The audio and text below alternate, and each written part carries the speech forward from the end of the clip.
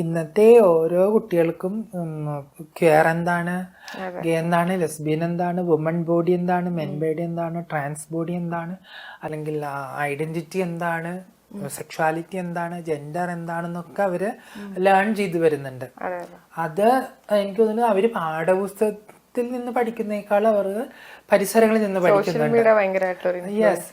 അപ്പം ഇപ്പൊ നമ്മള് പാഠപുസ്തകം കരിക്കുലത്തിലൊക്കെ അത് വന്നിട്ടുണ്ട്, പക്ഷെ നമ്മുടെ കുട്ടികൾ അത് പഠിക്കുന്നുണ്ട്. അപ്പൊ അതുകൊണ്ട് തന്നെ അവർക്ക് തെറ്റായിട്ടുള്ള ഒരു, ഇപ്പൊ ഞാനൊക്കെ അനുഭവിച്ചിട്ടുള്ള ഒരു പ്രശ്നങ്ങളൊന്നും അനുഭവിക്കേണ്ട ആവശ്യമില്ല. തുറന്നു പറയാൻ സ്ഥലങ്ങളുണ്ട്, അല്ലെങ്കിൽ കമ്മിങ് ഔട്ട് ചെയ്യണമെന്ന് ആഗ്രഹം ഉണ്ടെങ്കിൽ അതിനുള്ള സൗകര്യങ്ങളുണ്ട്, ഫാമിലിക്ക് അതിന് പറ്റുന്ന രീതിയിലേക്കുള്ള മാറ്റങ്ങൾ കൊണ്ടുവരാൻ കഴിയും.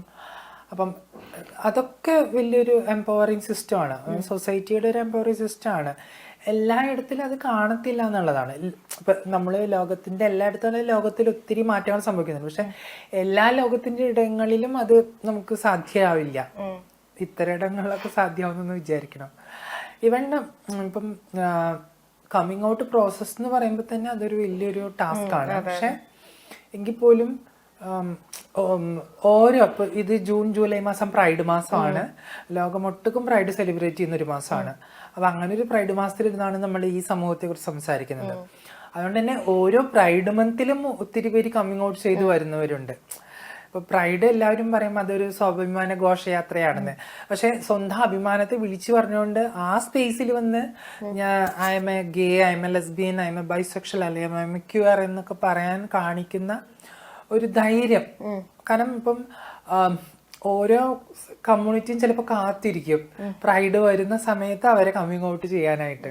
അപ്പൊ പ്രൈഡൊക്കെ അങ്ങനെ ഒരു വലിയൊരു വേദി ഒരുക്കിയിട്ടുണ്ട്.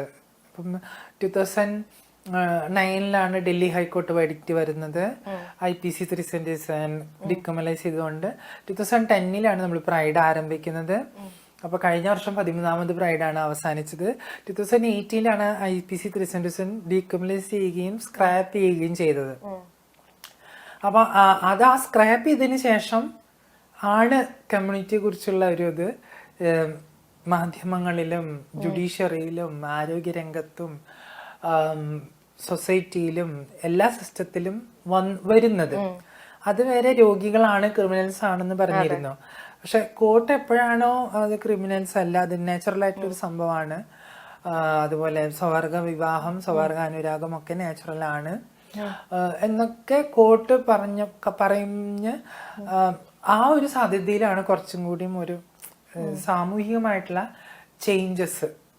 അത് എനിക്ക് തോന്നുന്നു 2019 ആ സമയത്തൊക്കെ അതിന്റെ ഒരു എംപവറിംഗ് സിസ്റ്റം ഉണ്ടായിട്ടുണ്ട്. നേരത്തെ പറഞ്ഞ ഒരു സോഷ്യൽ മീഡിയ ഇൻഫ്ലുവൻസ് അതിൽ വന്നിട്ടുണ്ട്.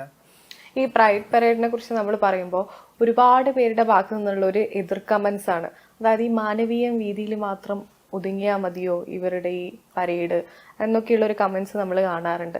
അതിനോട് എന്താണ് ശീതളിന്റെ ഒരു അഭിപ്രായം? പ്രൈഡ് 2010 ആരംഭിക്കുന്നത്. ഞാൻ പ്രൈഡിന്റെ ഫൗണ്ടർ മെമ്പറാണ്. നമ്മളത് ആരംഭിക്കുന്നത് തൃശ്ശൂരാണ്. തൃശ്ശൂരിൽ നിന്ന് ഇങ്ങോട്ട് ഇത് 13ാമത് പ്രൈഡ് എത്തി നിൽക്കുമ്പോൾ മാനവീയം എന്ന് പറയുന്ന സ്ഥലത്ത് മാത്രമല്ല പ്രൈഡ് നടത്തുന്നത്. അത് ആളുകളുടെ തെറ്റിദ്ധാരണയാണ്. കാരണം പ്രൈഡ് കർട്ടൻ റൈസർ നടക്കാറുണ്ട്, അത് മിനി പ്രൈഡായിട്ട് ഓരോ ജില്ലകളിലും അവിടുത്തെ സംഘടനകൾ എടുത്ത് നടത്തുന്നതാണ്.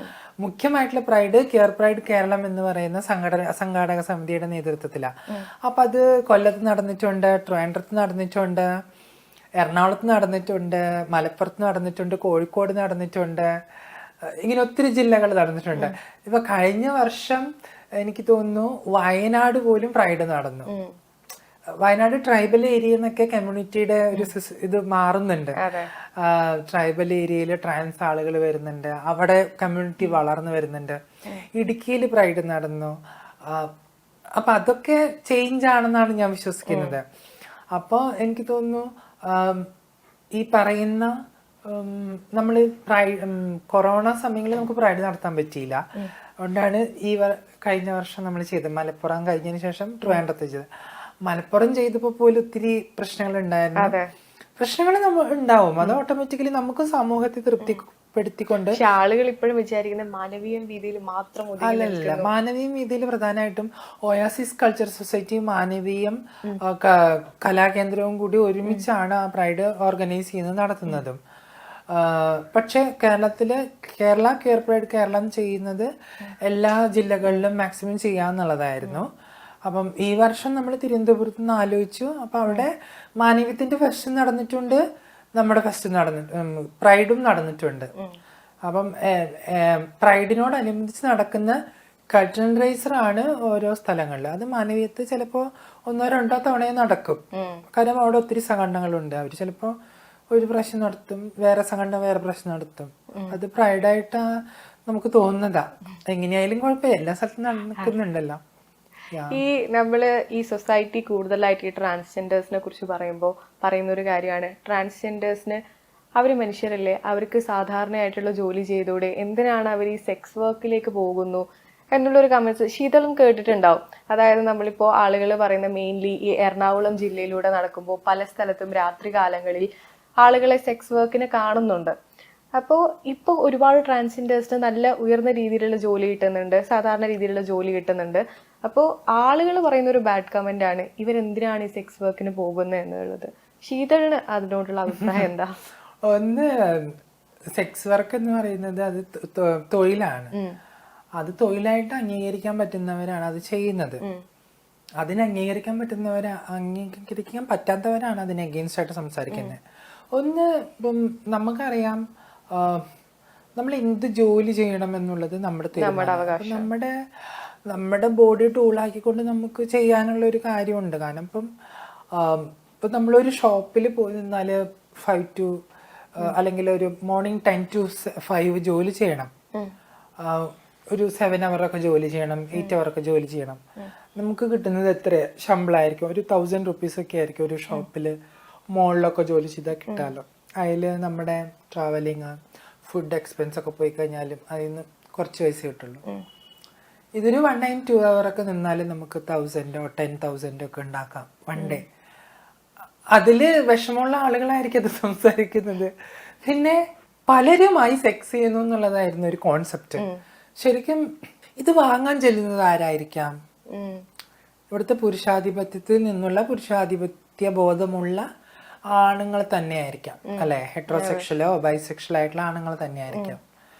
റിയൽ ഹെട്രോസെക്ഷൽ പുരുഷന്മാരോ അല്ലെങ്കിൽ ഈ പറയുന്ന സിസ്ജെൻഡർ മെന്നൊക്കെ ആണെങ്കിൽ അവർക്കിപ്പോൾ സ്ത്രീകളെടുത്ത് പോയാൽ മതി. എന്തുകൊണ്ട് ട്രാൻസിനെടുത്ത് പോകുന്നു? ട്രാൻസിനോടുള്ള സെക്ഷൽ ഓറിയന്റേഷൻ ഉള്ളത് വേണ്ട, അല്ലെ? നിങ്ങൾ സ്ത്രീകളുടെ അടുത്താണ് പോകുന്നതെങ്കിൽ നിങ്ങളുടെ സെക്ഷുവാലിറ്റി ഹെട്രോസെക്ഷുവാലിറ്റി ആയിരിക്കണം. നിങ്ങളൊരു ബൈസെക്ഷുവാലിറ്റി ഉള്ള ആളായതുകൊണ്ട് അല്ലെങ്കിൽ നിങ്ങളുടെ സെക്ഷുവാലിറ്റി ഒരു ട്രാൻസ്സെക്ഷലിനോട് തോന്നുന്ന അല്ലെങ്കിൽ ട്രാൻസ്ഫോമിനോട് തോന്നുന്ന ഐഡന്റിറ്റിയുമായി ബന്ധപ്പെട്ട് നിൽക്കുന്ന സെക്ഷൽ ഓറിയന്റേഷൻ ഉള്ളതുകൊണ്ടാണ് നിങ്ങൾ അതിലേക്ക് പോകുന്നത്. അത് നിങ്ങളുടെ തോട്ട് വരുന്നത് കൊണ്ടാണ്. അപ്പോൾ യഥാർത്ഥത്തിൽ നിങ്ങളും ഒരു ക്യൂർ ആളാണ്, അല്ലേ? ഇവിടേക്ക് സെക്സ് വാങ്ങാൻ വരുന്ന നിങ്ങളും ഒരു ക്യൂർ പേഴ്സണാ. എന്നിട്ട് ഇത് വാങ്ങിക്കഴിഞ്ഞ് തിരിച്ചു പോയിട്ടാണ് ഇവരെന്ത് പറയുന്നത്? ഇത് കുറ്റം പറയുന്നത്.